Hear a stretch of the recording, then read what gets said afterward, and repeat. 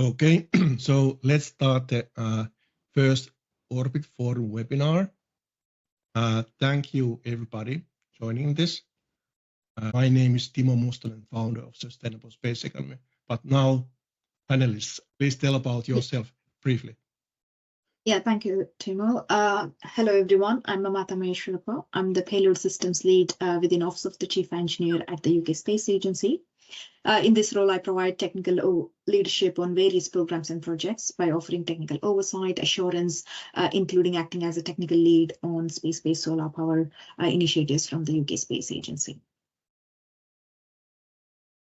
And Kanim, next please. I am currently doing my PhD also in thermal management for solar power generator for a space-based solar power at the University of Strathclyde. But before that, I used to work in Kuwait Oil Company and in Kuwait University. In Kuwait Oil Company, I was doing surface well testing and slick line operations inspections.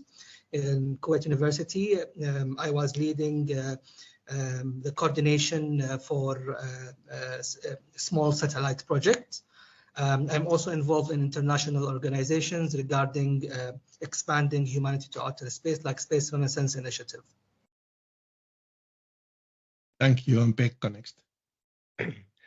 Okay, good afternoon, everybody. So my name is Pekka Janhunen. I work as research manager at Finnish Meteorological Institute, and I'm also involved in a startup company whose name is Aurora Propulsion Technologies.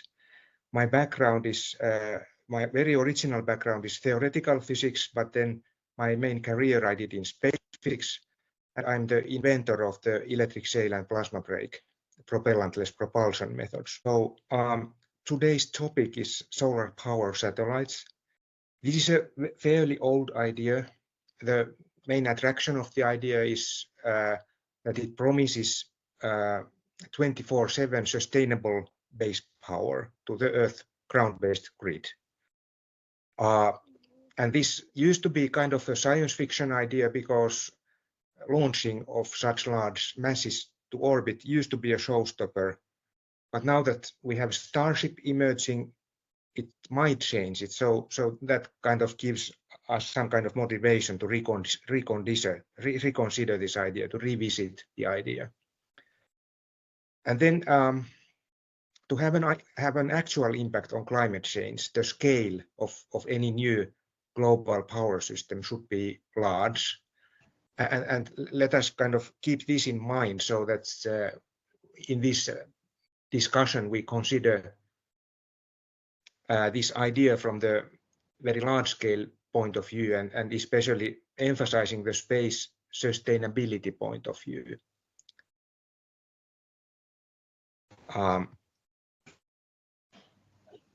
So which orbit? That's the first question. The geostationary orbit was proposed first originally, and that has the benefit that one can illuminate with the beamed energy always the same spot on ground, because the satellite stays stationary with respect to ground.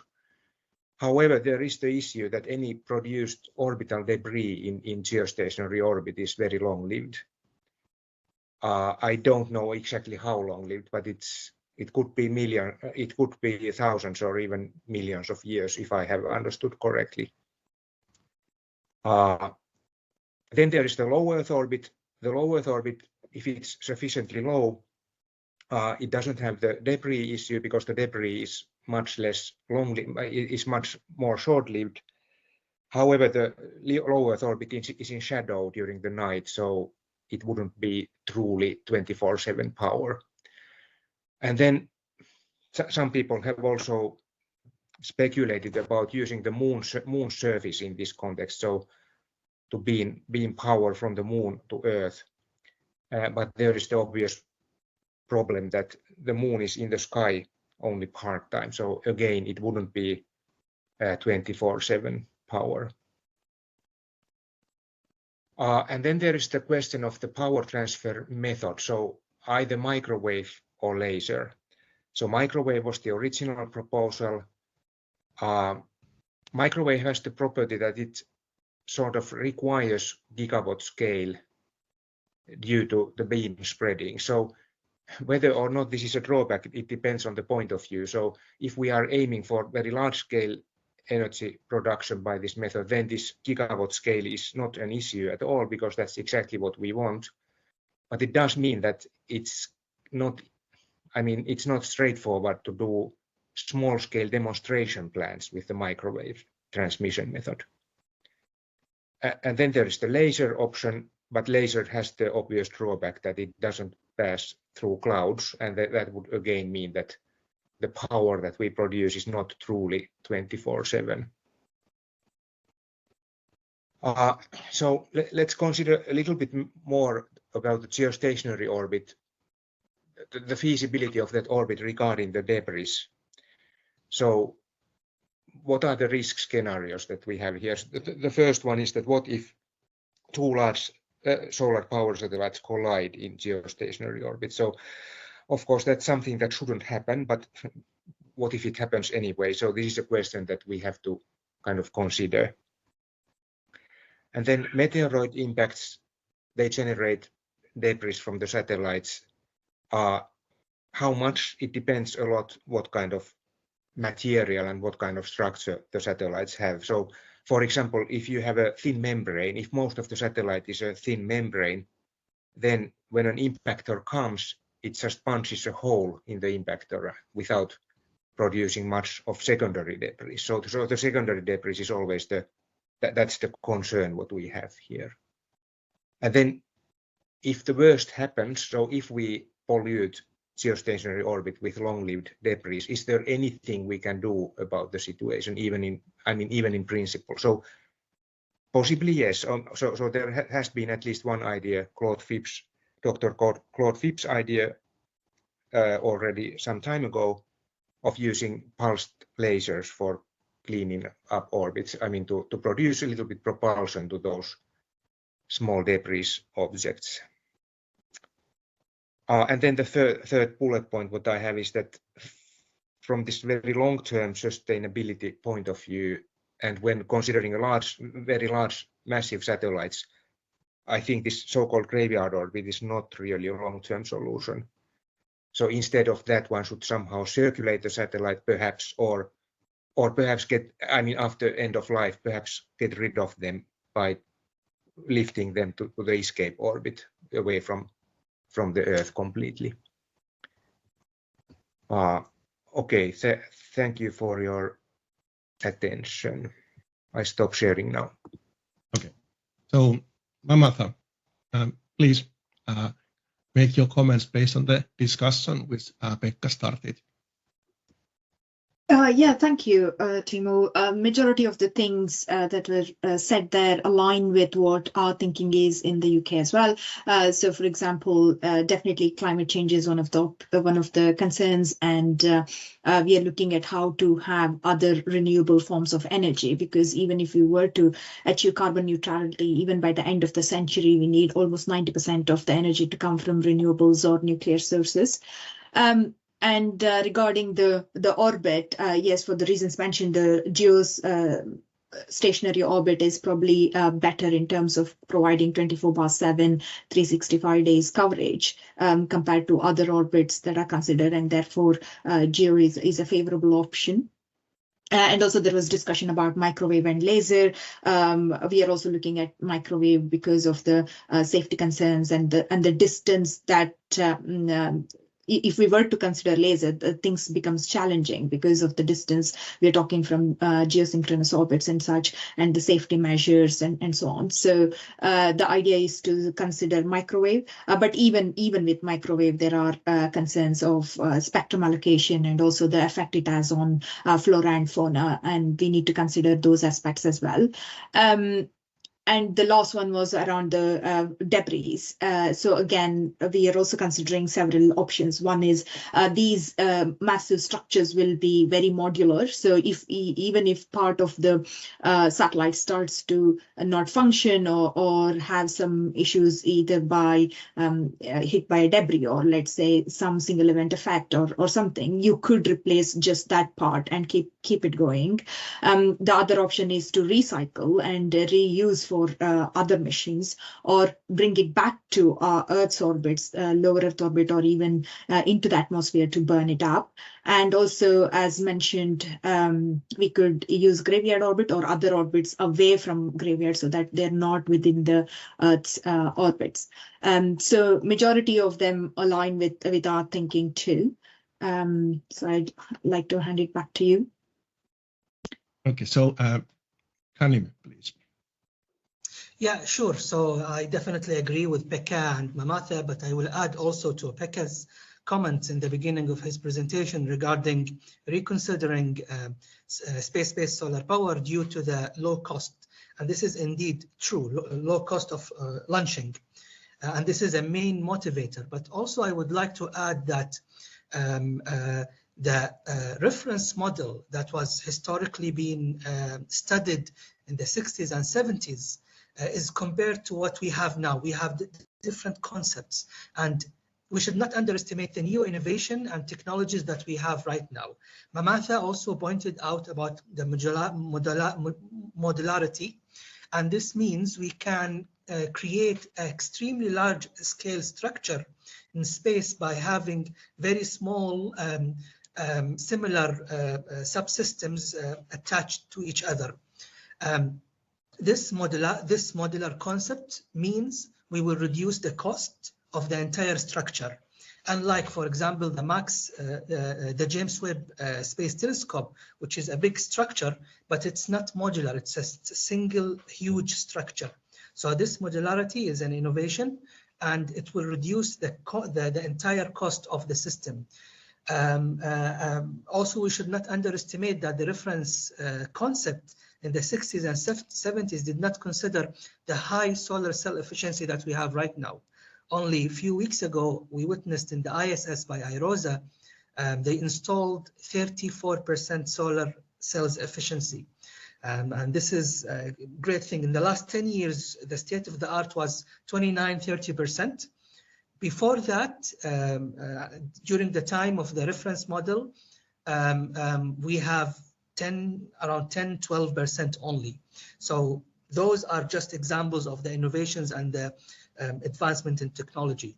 Another point also about the impact of satellites and geostationary orbit. This is unlikely, but of course, the policy and regulation rule is extremely important. The policy and regulation should not only consider the collision, but also frequency, allocation, and interference from geostationary orbit, as it's also a place for communication satellites. Pekka or Mamatha, would you like to comment Kanim's comments?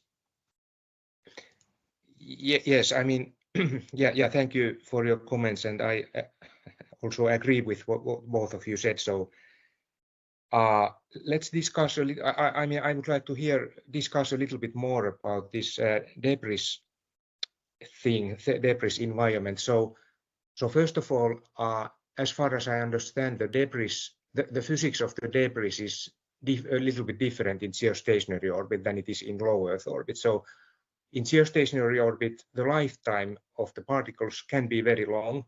I don't know exactly how long. I said maybe thousands or perhaps even millions of years, but I don't know that. But then on the other hand, the relative velocity differences are much smaller than in low Earth orbit. So that makes the collisions more benign, so to say, in the geostationary orbit. So if I understood correctly, if a debris particle is created in geostationary orbit, these natural forces will move it away from the actual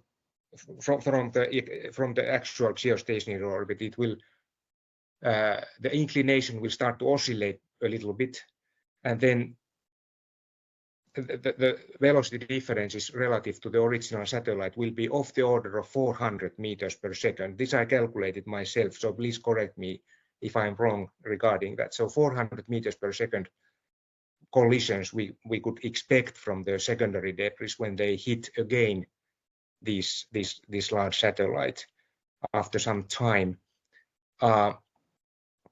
And so this is much easier speed, for example, to study in the laboratory as compared to the nearly 8 kilometers per second, 8 kilometers per second speed that we have in low Earth orbit. So it might be possible to use some engineering solutions such as double membranes, perhaps, or some very lightweight Whipple shields or something like that to minimize the production of secondary debris, by taking into account that the types of impacts that we are expecting are of this 400 meters per second order of magnitude. I've not cross-checked the numbers or anything, but yes, obviously the relative velocity will be lower compared to the lower Earth orbit, so maybe the impact is definitely less. But again, it's a very demanding orbit, so we need to be careful about the space that is available in geosynchronous orbit and the kind of impact anything like this huge structure, like we're talking about kilometer-wide structures, might have in those orbits. The only other point I was going to make around the debris is that there's a lot of interest and investment going into these active debris removal aspect. So even us in UK Space Agency have got a few projects going on with that. And I think by the time we have space-based solar power in space, those technologies should also be advanced, and we should have a capability to remove any kind of debris that's of harmful nature to the spacecraft. Karim, would you like to comment? Well, from physics perspective, I don't have further explanation, as Pekka mentioned, but also I would like to repeat the importance of the policy and regulation rule. As we have in low Earth orbit, there are measures that should be taken for satellites after their end of life. Some of the satellites are designed to just to have some extra fuel and the propulsion system on board so that they can, decrease the orbit and the friction will burn it. Something similar should be done also with solar power satellite. Mamatha mentioned recycling, and this is the most attractive way, of course, to mitigate the problem of debris. I have a question to Mamatha again. I know that UK Space Agency is very active in studying solar-based power, but how do you see the phenomenon globally? Which countries, which regions are active with this?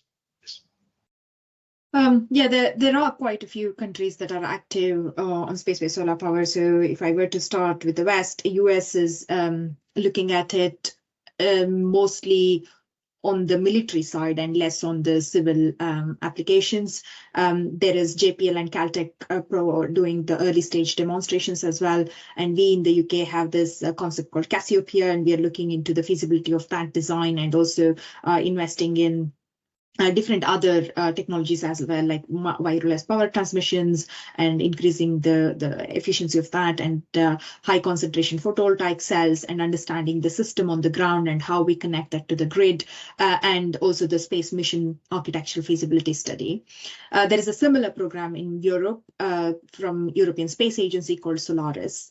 So we in the UK have invested into that as well.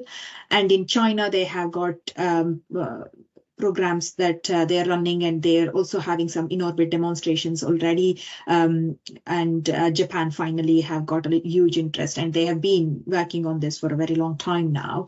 And they're also part of like some of the regulatory working groups and such. But recently we have seen some interest from the Middle Eastern countries as well. So we have some conversations with Saudi Arabia and other interested parties. But the majority of the interest is US, Europe, China, and Japan, and also Australia recently.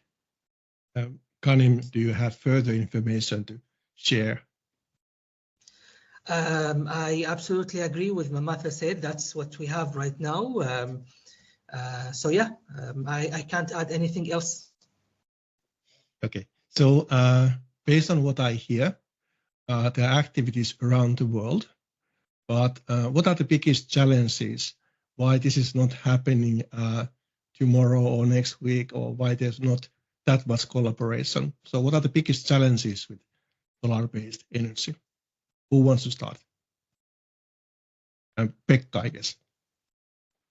Well, I'm just guessing, but I think the launching is the biggest challenge, and basically how to convince investors that launch prices will come down sufficiently that this makes economical sense, and also of course there is also the side question that is there an actual need for this system? So, and that of course is a complex question because it depends on what's happening in the competing technologies on ground. But let us not discuss that today, but let us just take the space point of view that we want to extend mankind's space abilities also in the form of solar power satellites. Pekka, let me continue the question. You come from Finland, and Finland might have its own challenges with solar-based energy. So please clarify that a little bit. Yes, of course. Yeah, yes. So there is of course a special thing that as a high latitude country, our latitude is 60 to 70. So the elevation angle of a geostationary satellite is fairly low from when looked from our country. So that we can see here everywhere, if people still have those satellite dish antennas, they are a little bit being phased out, but still some people have them, and then they are actually directed to almost to the horizon in this part of the world. So for that reason, I mean, especially the geostationary version of the solar power satellite wouldn't be very easy to use from Finland, because it would actually need much larger reserved ground area, because the microwave beam comes from in a very low angle to the surface. Question to Mamatha. The earlier question about the challenges. So how would you comment that? Yeah, there are several challenges. Obviously, we have not built such a huge structure, even in space, let alone even on ground, let alone in space. And also, we are planning to do this by using robots and AI. So there is a lot of need to understand the complexity of launching and building the biggest ever structure in space, and then developing approaches to and understanding the debris mitigation that we discussed about earlier, and end-of-life measures for the large structures needed for space-based solar power, developing approaches that will enable the volume of the launches that Pekka was mentioning earlier required, and the regulations and licenses associated with that, the impact of space-based solar power on local Earth environment, and also the challenges with the frequency spectrum, specifically on interferences caused due to the existing infrastructure because of SPSP. And Kanim, how do you see the biggest challenges? As mentioned, of course, I just would like to put things in measurable numbers. So the launching cost today is something about $2,000 maybe a little bit less than that. Some experts in the space-based solar power community think that solar power satellite can be economically feasible at a cost of about $400–500. So we still have this challenge, the economical feasibility. Of course, in addition to that, we have to think about the maturity of technology. As mentioned, it's a huge structure. We are talking about something we never launched before. And we will need robots and automation in order to build the entire structure. This technology needs to be matured. beaming from geostationary orbit to Earth, something that need to be measured. It was demonstrated before, but more investment on research and development is still required. Also regulation, I mentioned that again, we need to think about how to regulate solar power satellite, not only for debris, but as also a point mentioned by Pekka, higher longitudes on Earth might make it difficult. So we might have an international worldwide network where we will receive power from lower locations and then distribute it to other locations. And this also might require extra regulations. So we know that there are plenty of challenges, but if you had the chance to make one miracle happening, what would be the first thing you would like to solve? And Amatha, please. I think bringing the community together and agreeing on some of the regulatory aspects and the licenses that we spoke about earlier, that would be my first wish. And Pekka. Yeah, that is a good. I mean, I agree with that answer. I want to add also that we would need to accelerate the iteration time scale of this space engineering in general. So we would need to have some kind of organized. I mean, we would need to get organized also in terms of how we fly, how we do orbit validation, how we test payloads in orbit, so that not every team in the world has to start from scratch every time they want to fly something. And Kanim, what is your favorite topic? What would you like to solve? Like the background behind me, large-scale industrialization in the moon. Launching from the moon to geostationary orbit is cheaper than launching from Earth to geostationary orbit. And so if we can manufacture solar power satellites in the lunar surface and launch it to geostationary orbit, we will reduce the carbon footprint on Earth, and it will be cheaper.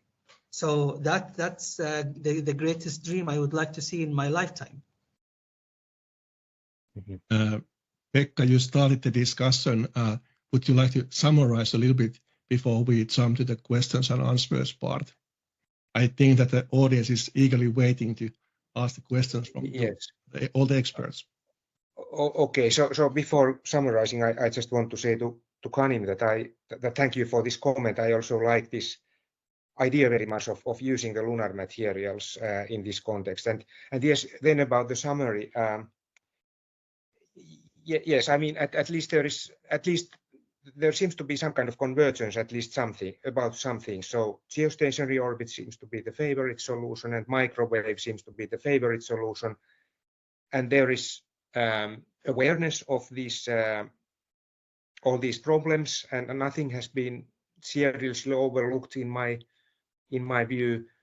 And we are also discussing these topics which are hard to understand also from the scientific point of view, such as the very long lifetime of objects in geostationary orbit.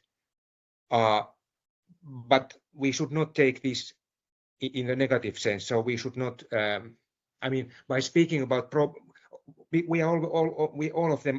of us are scientists, so it's our work to concentrate on problems. But that doesn't mean that we are negative regarding the outcome of the project. It's just that we want to be aware of the boundaries of the technology that we are discussing. Okay. Thank you to panelists. I can see that especially Lauri has been active with the questions in chat. I was just thinking about the structure of the satellite. You were talking about is there any ideas? How would it be? Would it be like the SpaceX's Starlinks, like smaller satellites, which are moving together, or one bigger solution? You were talking about the AI and robots, how to establish this satellite in the orbit. Did you get my my question or idea? Well, perhaps I could answer this question. So as I understand it, the scale of the individual modules that the satellite would be made of would indeed be similar to the Starlink satellite. So that's 1 ton or less, and that would be kind of very minimal system that can demonstrate the operation of these components in orbit, but it wouldn't be able to produce any kind of narrow microwave beam. So with a system that small, one cannot test the full chain. One can test the space component, but not bind it to the not yet demonstrate the actual energy production on a ground-based grid. For actually demonstrating the ground-based thing, one either needs to make a kilometer scale assembly of these modules, or one has to test it in low Earth orbit first. But then if you test it in low Earth orbit, then we can only get glimpses of the operation. So we get only sporadic exposure of the ground-based receiver array to the satellite's beam when the satellite happens to be above the ground station. But as a technology demonstration, these would be the steps, in my opinion. But please, Mamatha and Kanin, please complement and correct me regarding this answer. Yeah, thank you, Pekka. I think that's right. So for demonstration purposes, they can be lower scale, but the actual concept itself is to have a huge structure, just one single one in space, in geosynchronous orbit for like up to, which can deliver a power up to like 1.5 to 2 gigahertz. But they will be made out of modules, which are very, so let's say there might be thousands of them, but if you look at the different types of modules, there might be only like 10 or 20 of them, but there will be many number of such different modules. So that's the idea. Regarding your second question about the companies involved, I can probably list the ones that I know in the UK, and others might come in. So mainly it's happening at different stages. So in academia, there's a lot of research happening, like we have Bristol University, Imperial, Queen's Mary, and such. So who are looking at some of the early stage technologies and innovation aspects. But then there are other companies like in the UK, there's a company called Space Solar Limited, who are driving this pretty much in the UK, and they've got this space energy initiative, or a group of all these like-minded people getting together, which has 90 plus organizations involved in that. And there is government involvement as well. So we at UK Space Agency and Department of Energy Security and Net Zero are also interested and investing in these kind of early stage technology readiness level raising activities. I'll hand over to others to probably come in and add their points.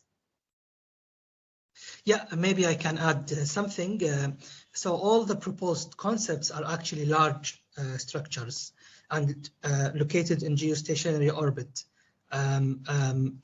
The orbit of Starlinks are actually low Earth orbit, and by the problem with low Earth orbit, half of the time you are in the shadow. That's the problem, as mentioned by Pekka in the beginning. So we would like to utilize as much as solar energy that we can capture from space. Regarding the companies, I would like to mention also one company founded by the inventor of the SBS Alpha, which is located in Australia. It's called Space Solar Technologies. There's a next question, please. Yes, thank you very much for the grateful contributions that you have all made. My question is more related about the sustainability of the financing of such endeavors. As we know, the global economy is not doing so great, or as much as it was when we experienced the boom of the new space, where VCs were more willing to just drop money on many different types of space endeavors, and mainly if we look in low Earth orbit, like activities such as Earth observation, they now have a lot of skepticism in terms of how sustainable can it be. But now my question is, do you think for these endeavors we would have issues in finding financing, or is it a situation where we would have to rely heavily again on financing from government agencies? I can start that and take that question. So I think the role, the way I see it is of the governments, they will be like holding hands in the initial phases, mainly to raise TRL levels and give that confidence to the community and also the investors and such. But I don't think that will be on government to deliver such a product. Probably once the technology is demonstrated either in low Earth orbit or even in middle Earth orbit, then the responsibility would be for those companies to find the private investors and get that business going. Pekka wants to comment, please. Yes, I see it. I see this in the. I mean, when looking from the business perspective, I see this in the way that this is basically a competitor of nuclear power plants. So because this is 24/7 base power. So the question is that can we provide a vision and a path where the price of electricity by using the space-based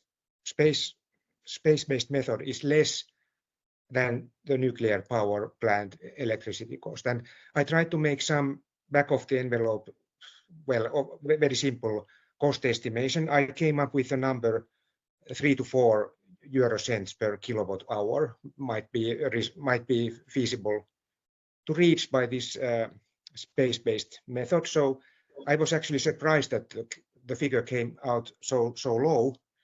But that was assuming 30-year lifetime of the satellite before it has to be refurbished or seriously rebuilt.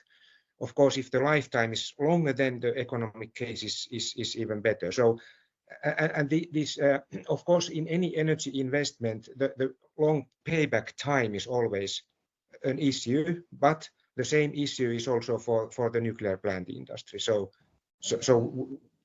So therefore, I compare mainly with those. So I don't compare with ground-based renewables, because they are an obvious solution when daytime and wind time electricity is needed. But when this 24/7 base power is needed, then we either need to have nuclear power or we need to use storage of energy on ground somehow, or use the space-based method. So those are the three methods that we need to develop, one or more of these, in order to solve the climate problem.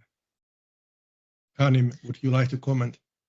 Yeah, when it comes to the finance, of course, solar power satellite will require a huge capital in the beginning. Also a little bit of numbers.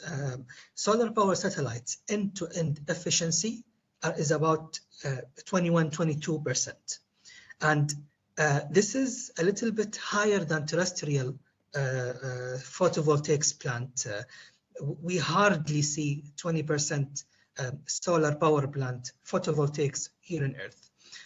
Given the fact that 24 hours power generation, the solar irradiance is 30% higher in orbit compared to what we have in Earth in the best situation, standard test condition, which is also hardly reached in Earth's surface. So the attractiveness of solar power satellite compared to a photovoltaic power plant is there. Now, we can compare actually solar power satellites with other huge projects, like, for example, hydro power plants, where we have dams and we generate power out of the river's energy. those projects are also extremely expensive, or maybe building an airport in an artificial island, and this has happened before. So it's all about the kilowatt hour cost. Whenever there is economical feasibility, there will definitely be companies that would like to invest. In the beginning, research and development should be done, of course, by governments. But after that, when the technology is mature, companies might be willing to fund this type of project. Lauri, please ask new questions. Yeah, thanks for the answers before. And I was actually thinking about the return of the investment with these things. I think you mentioned finances similar to my question, but I think the question really is how many watts or watt hours can this kind of satellite produce in 24 hours, to say, and when you are talking about power 24/7, I think if I understood the situation correctly, that the solar is in the sun all the time and the earth is spinning, and the place where it's sending the energy is also changing all the time. Do you understand my question? Yes. So I think that I mean, the scale that we are talking about is about of the order of gigawatt. So gigawatt power. So it can be a little bit larger, a little bit less. But so the scale is the same as a nuclear power plant, very roughly speaking.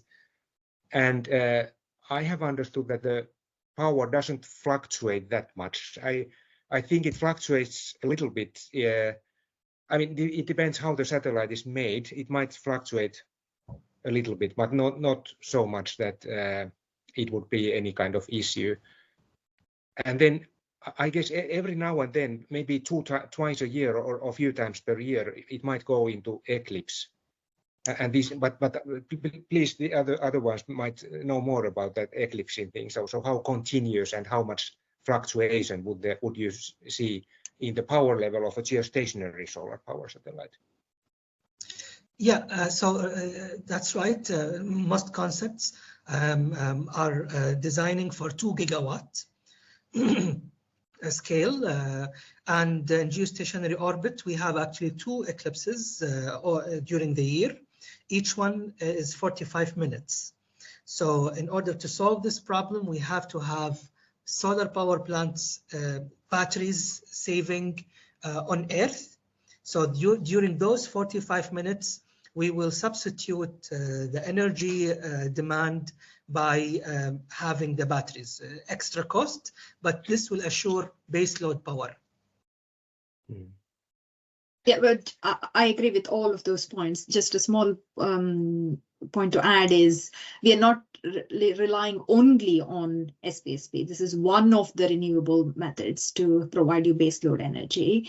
So when we know that in a whole year, we will have 245 minutes where we will not have this baseload energy, I think we can plan accordingly to that. Like the other things can be we will still be using wind and terrestrial PV and nuclear and many other resources. This is one of the options that will add to the baseload. Okay. Any other questions? I'm still asking my one question, that if the solar is always in the sun, isn't the place where it's sending the energy changing all the time? So it's not above of the, let's say, Spain all the time and sending energy to Spain for 2 gigawatts.